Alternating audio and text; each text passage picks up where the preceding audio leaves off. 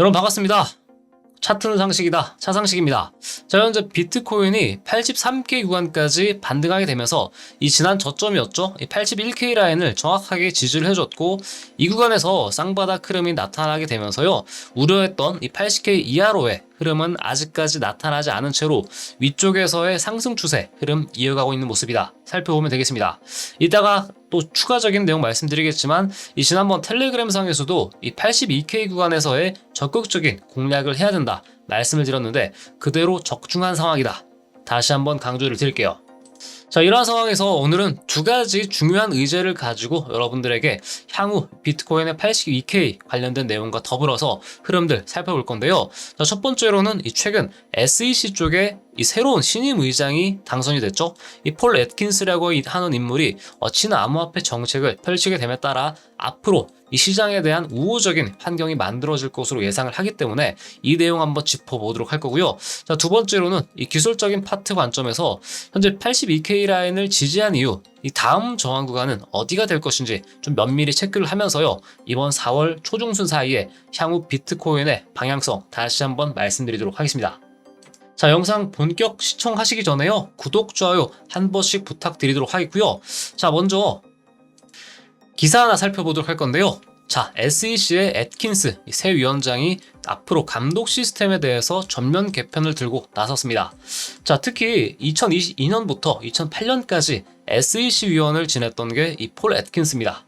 자, 이러한 상황에서 암호화폐 산업 내에서는 이 친크립토 성향으로 분류되곤 했는데요. 자, 이미 2017년부터 이 민간에서 디지털 자산 관련 규범을 수립해 왔고요. 자, 현재 미국에서 이 자본시장은 이 과도한 정치화와 복합한 규제로 암호화폐 시장에 상당히 불리한 여건이 마련되어 있다 라면서 비판을 한 바 있습니다. 자, 특히 강제집행 규제 부서 자체를 철폐하게 되면서 이 전체적으로 암호화폐 규제를 핵심 의제로 삼겠다라고 하는 부분이 가장 중요한 상황이라고 할 수 있는데요. 자, 이는 전임자였던 이 게리 겐슬러 체제와 극명한 이 정책 전환을 시사하고 있고요. 자, 향후 시장 규제가 풀리는 관점에서 리플의 승소 이후에 연쇄적인 암호화폐의 긍정적인 정책 가능성이 가장 큰 화두라고 볼 수 있겠습니다. 이 비트코인의 일봉 차트만 보더라도 최근 한 3개월간 이 계속적인 하락세 속에서 거의 바닥권에 위치한 비트코인이 만들어진 포지션에서 SEC 의장이 새로 선출이 되었죠. 그러한 상황에서 이제 앞으로 남아있는 상승에 대한 이 모멘텀이 확실히 주어지기만 한다면은 이러한 새로운 SEC 의장의 흐름은 앞으로 시장을 움직이는 데 있어서 더 중요한 모멘텀으로 나타날 가능성이 매우 높습니다. 자, 그래서 이와 관련된 정책적인 방향성이 나타나게 되면 추후 영상 혹은 텔레그램상으로 다시 한번 안내를 드리도록 할 거고요. 자, 다음으로는 이 지표상에 중요한 이 데이터가 되는 근거가 하나 나왔기 때문에 한 가지 소개해드리고자 하는데 바로 이 거래소 쪽에서 이 매도 압력이 감소했다라는 내용입니다. 특히 4월과 5월은 상승하기 전 마지막 횡보 가능성에 무게를 두고 있다. 라는 내용이 골자인데요. 자, 흐름을 살펴보면은 이 주요 거래소의 평균 매도 압력을 살펴보는 게 이러한 비트코인 익스체인지 인플로우 차트라고 보시면 됩니다. 자, 이러한 상황에서 이 암호화폐 시장의 이 최근 행보가 자체가 이 10만 달러를 돌파한 이후부터 이 81K 구간에 해당하는 매도 압력 자체가요, 최근 29K 수준으로 완전하게 급감했다. 한마디로 매도 압력 자체가 상당히 거칠어졌다, 없어졌다라는 관점으로 봐야 되겠고, 이제는 어느 정도 이 매물 소화를 끝내고 상방으로 가기 위한 움직임이 나타나지 않을 것이냐, 이러한 관점으로 우리들은 살펴봐야겠고요. 자, 그래서 현재 전체 암호화폐 시장의 거래량 자체가 2월 달에 사실상 정점을 찍었죠. 그리고 나서 꾸준하게 감소하고 있는 시점에서 이제 곧 4월 2일 관세 부과일이 가까워지면서 여러 지표상으로 이와 같은 암호화폐 시장의 유동성이 돌아오는 지표가 있다는 거 다시 한번 말씀드리도록 할게요. 바로 이러한 유동성과 변동성의 확대는 이 매수 기회로 이어질 가능성 때문이다 라고 요약해 볼 수 있습니다. 자, 다음으로는 이 82K 지지 이후 이 다음 저항 구간에 대한 체크를 일봉상 이 기술적 분석으로 말씀을 드릴 건데요. 자, 이미 지난번 영상에서는 이 85K를 이탈했을 시에 대응 전략은 포지션 위주로 대응하라 말씀을 드렸습니다. 그리고 관세 발효 시점이 다가오면서 변동성은 강해질 것이다. 하지만 하방은 확실히 닫혀있는 국면에 있다 라고 말씀을 드렸죠. 자, 그리고 텔레그램에서 82K의 중요성에 대해서 말씀을 드렸었는데요. 어느 정도 적중했다라는 관점으로 보고 있고, 지금부터는 우리가 무엇을 중요하게 봐야 되느냐 말씀을 드리면, 현재 시점 기준으로는 이 84.3K 구간에 달하는 이 4시간 봉상 기준의 121선 라인에 이 저항 라인 돌파 유무를 체크하는 게 무엇보다 필요하겠습니다. 자, 전체적으로는 83에서 85K 사이 구간에 이 구간만큼의 매물 소화가 조만간 이루어질 것으로 예상하는데요. 자, 첫 번째 근거로는 최근 4시간 봉 기준으로 이와 같은 상승 추세대 라인이 만들어졌다라는 거에 포인트가 있습니다. 자, 그래서 사실상 이렇게 3번에 걸쳐서 이 구간에서 사실 넘었으면은 가장 베스트였지만은 조만간 미장이 열리게 되면서 다시 한번 상승 추세를 뚫어낼 것이냐 여부 자체가 나올 것으로 예상되는데요. 자, 이 구간에서 만약 상승하게 된다면은 최대치는 86K 라인 구간에 이 매물 소화 구간까지가 될 것으로 보고 있고요. 다만 이 구간에서 이 삼각수렴 구간, 이 두 번째 근거에 해당하는 이 삼각수렴 구간을 만약에 넘지 못할 시에는 한 번 더 옆으로 횡보하면서 83K 구간을 이탈할 가능성도 제기되고 있지만은 이 확률 자체는 한 20%에서 30% 정도로 조금 낮게 보고 있다는 점 참고하시기 바랍니다. 그래서 추후 다시 한번 복귀해 드리겠지만 이 삼각수렴의 하단 추세 라인, 이 라인의 끝이 83.5K 구간입니다. 하지만 이 라인 자체가 뚫리게 된다면은 일시적으로 현재 이와 같은 역헤드앤숄더 패턴 구간까지 내리게 되면서 82K 구간까지 리테스팅이 나올 수도 있어요. 하지만 이 부분은 아직 일단은 예비 시나리오로 체크 정도로만 해두시고요. 현재 83.5K 구간에서는 어느 정도 아직까지는 롱 포지션 여유는 남아있다 볼 수 있습니다. 다만 이 라인 구간을 기점으로 이탈하지만 않는다면 이 상방으로 강하게 뚫어줄 수 있는 가능성 체크를 해야겠는데요. 여기서 한 가지 중요하게 체크해야 될 시나리오는 이 트럼프의 관세 관련된 이슈인데요. 현재 전 세계 국가를 대상으로 20%를 기준으로 보편화를 할 것인지 아니면은 각국마다 다르게 요율을 정할지를 현재 고심하고 있는 단계이기 때문에요. 이러한 좀 디테일한 내용이 추후에 어떻게 나오는지에 따라 방향성도 약간은 엇갈릴 것으로 예상됩니다. 중요한 근거 중에 하나 로 따지면은 현재 밸류상의 비트코인 ETF 플로우 차트를 살펴야 되는데요. 자, 최근 거의 한 10일 순유입이 들어왔다가 이틀 사이에 순 유출이 일어나긴 했지만, 여기서 좀 중요하게 봐야 되는 부분이 블랙록 ETF 쪽에서 가장 큰 비중을 차지하고 있는 회사죠. 이 블랙록은 여전히 순유입을 확실히 유지하고 있기 때문에 이 부분을 봤을 때는 조금 더 우리가 추이를 살펴봐야 된다 보고 있고, 가급적이면은 순유입으로 들어설 확률이 4월 초부터는 확실히 조금 더 높은 확률이라는 거 다시 한번 짚어드리도록 하겠습니다.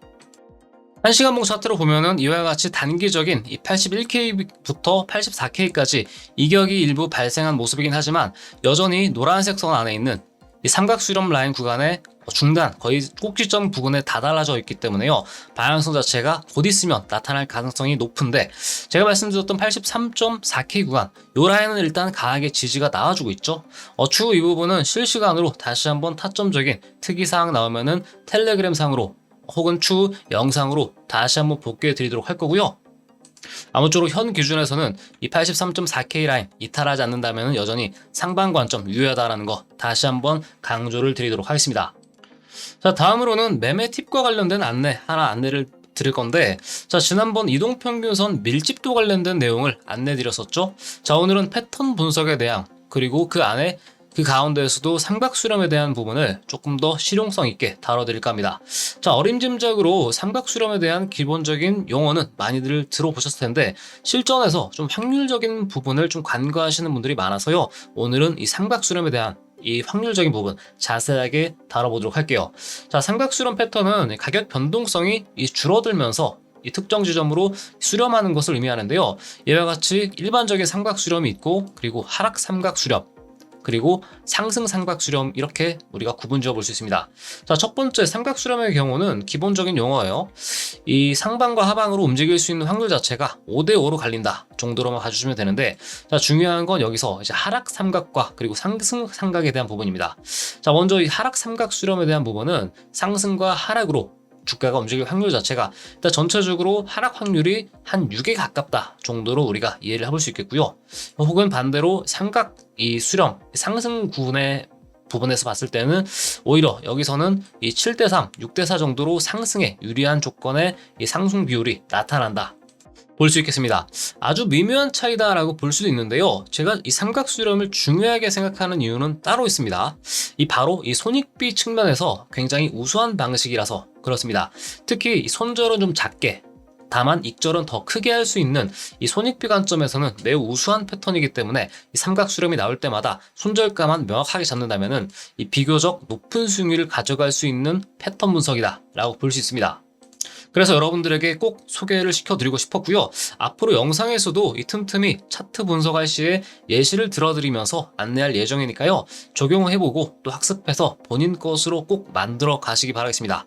다만 주의사항이 있다면은 이 삼각수렴 상승 이탈이 있다고 하더라도 반드시 상승 혹은 하락하는 건 아닙니다. 그렇기 때문에 손절매를 명확하게 잡으면서 대응을 해야 되기 때문에 이 부분들은 추후 비트코인을 다뤄드리면서 예시 사례와 함께 여러분들에게 설명드리도록 할게요. 낙관을 이용해서 간단하게 또 설명을 예시로 들어드리면요. 이 지난 3월 29일자쯤에 있었던 이 삼각수렴 구간, 전체적으로 고점이 낮아지는 형태의 하방 삼각수렴이 나타났었죠. 그리고 나서 이 추세 라인, 특히 이 구간을 깨자마자 하방 쪽으로 엄청나게 큰 포지션 발생이 일어났었습니다.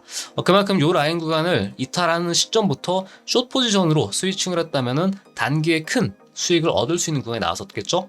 이 반대의 상황도 마찬가지입니다.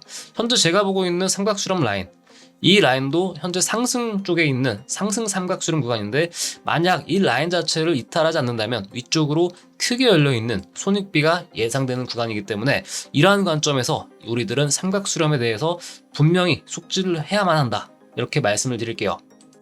특히 이 부분은 분봉 그리고 시간봉, 일봉과 주봉과 이렇게 좀 계속해서 프레임을 넓혀가면서 우리가 적용을 해볼 수도 있는데, 그래도 큰 틀에서는 시간봉 위주로 볼 때 이 삼각수렴 패턴을 어느 정도 유용하게 쓸 수 있다 말씀을 드리겠고, 특히 일봉이나 주봉 관점에서는 넓은 틀에서의 추세를 알아보는 데 있어서 좀 유용하게 쓸 수 있다 정도로 좀 요약을 해볼 수가 있겠습니다. 자, 그래서 오늘은 이 폴 애트킨스, 이 새로운 SEC 의장에 대한 이슈 브리핑과 그리고 거래소 매물 추이에 따른 비트코인 흐름에 대해서 전체적으로 짚어드렸고요.